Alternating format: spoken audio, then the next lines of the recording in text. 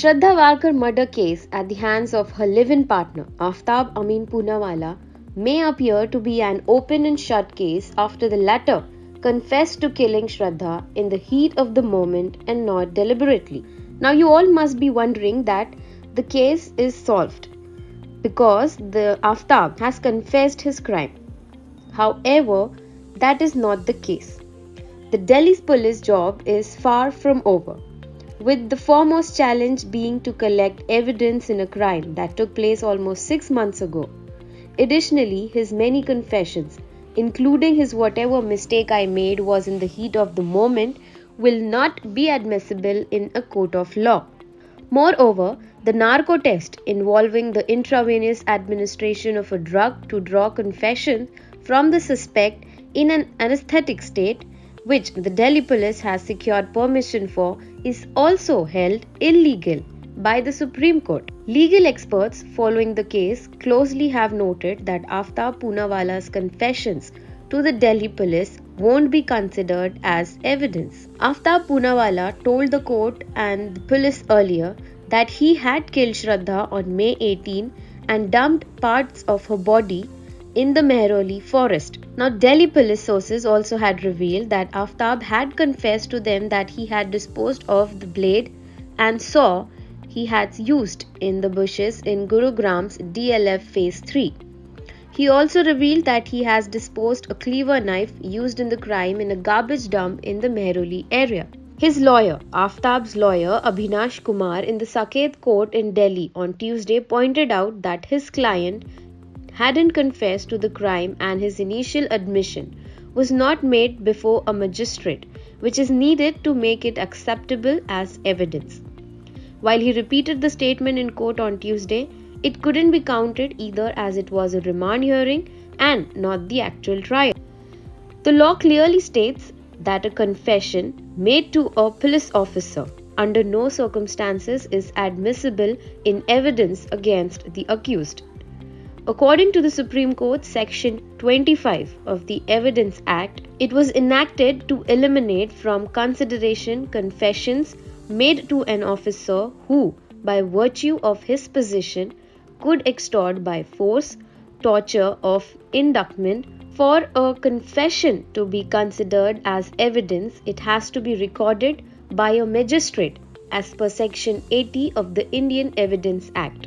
Now, the law states, and I quote it as, whenever any document is produced before any court purporting to be a record or memorandum of evidence or of any part of the evidence given by a witness in a judicial proceeding or before any officer authorized by law to take such evidence or to be a statement or confession by any prisoner or accused person taken in accordance with law and purporting to be signed by any judge or magistrate or by any such officers as aforesaid, the court shall presume that the document is genuine, that any statement as it to the circumstances under which it was taken, purporting to be made by the persons signing it, are true, and that such evidence, statement or confession was duly taken.